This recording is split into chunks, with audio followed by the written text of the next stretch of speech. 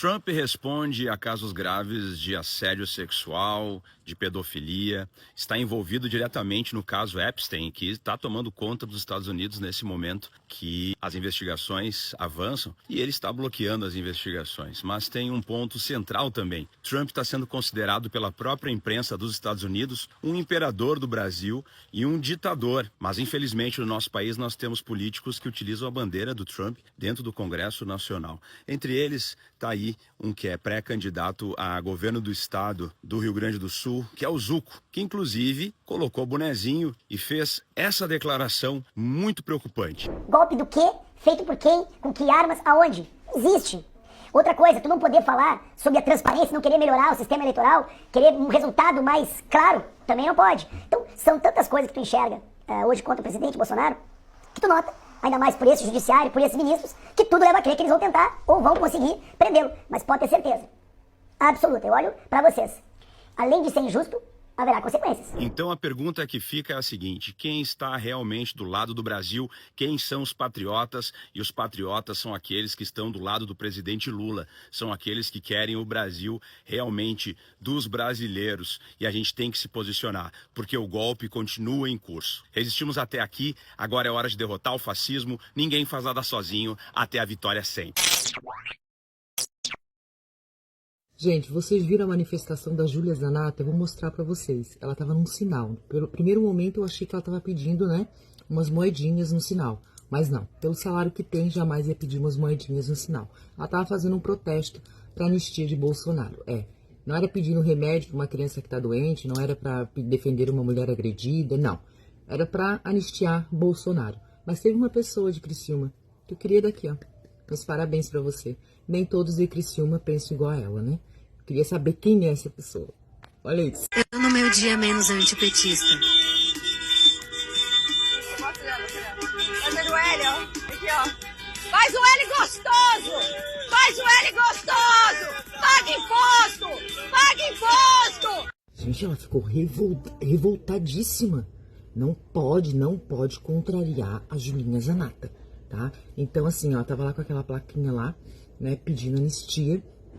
Só que o povo ignorou ela. Tinha alguns ali que ela contratou pra fazer um buzinaço, porque juro pra vocês, o povo de Criciúma é um povo de gente boa, tá? Jamais estariam se aliando a ela novamente. Eu acredito nisso. De repente, me prova o contrário. Tanto que ela apagou o vídeo.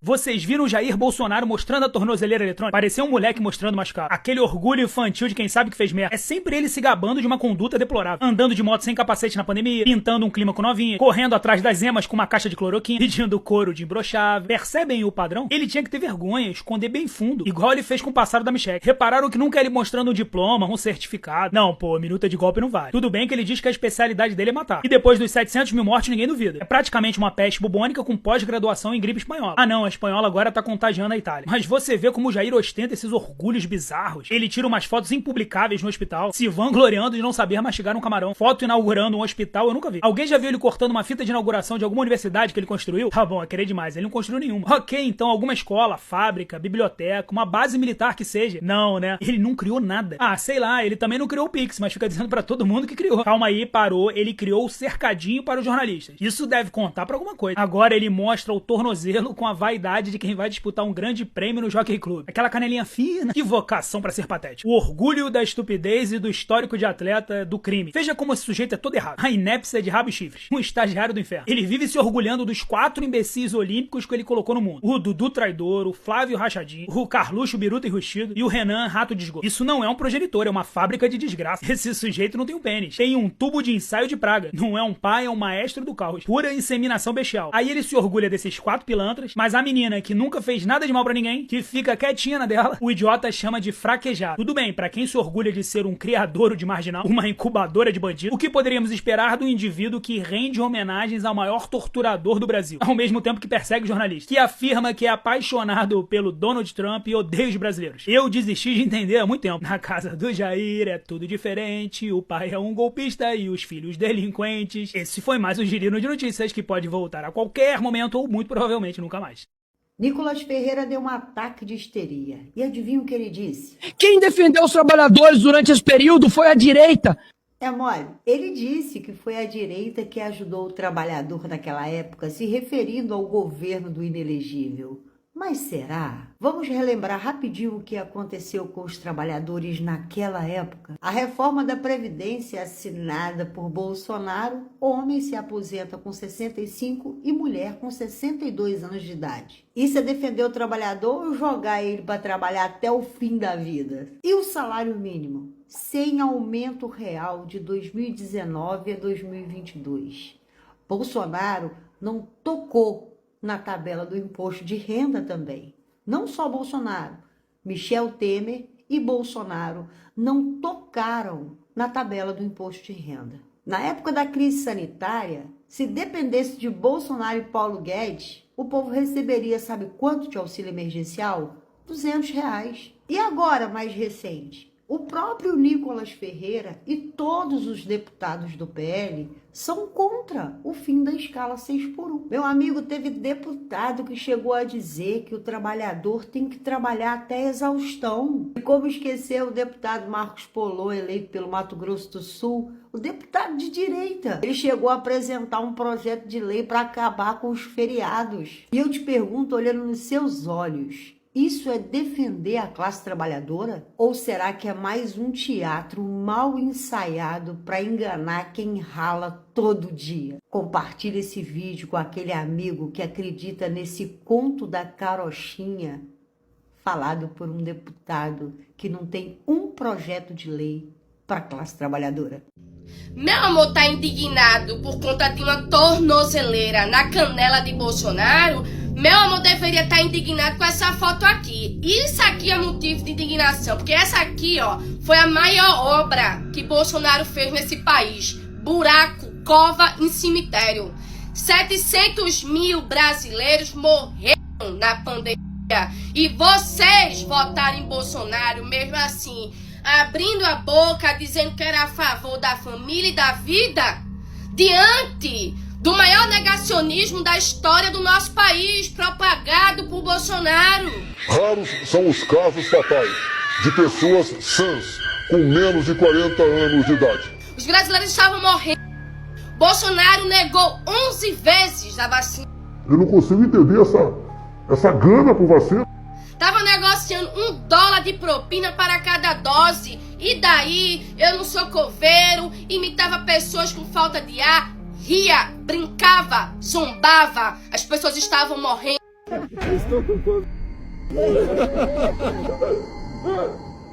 Eu não tô conseguindo mais ficar nessa situação. Eu tenho 2 filhos para criar.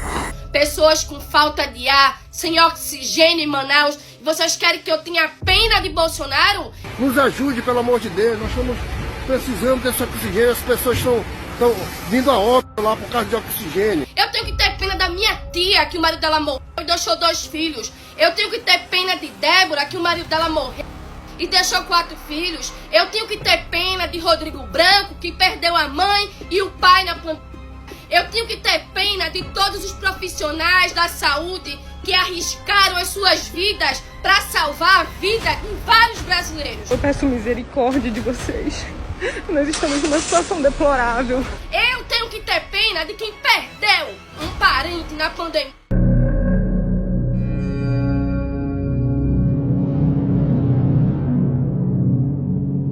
Mas para esse vagabundo negacionista que matou nosso povo, eu não tenho pena, eu não tenho compaixão. Lugar de genocídio, de bandida na cadeia. Pelo histórico de atleta, caso fosse contaminado pelo vírus, não precisaria me preocupar. Nada sentiria ou seria, quando muito, acometido de uma gripezinha. A gente não pode esquecer o retrocesso. A gente não pode esquecer a dor e o sofrimento daqueles que sofreram na pandemia.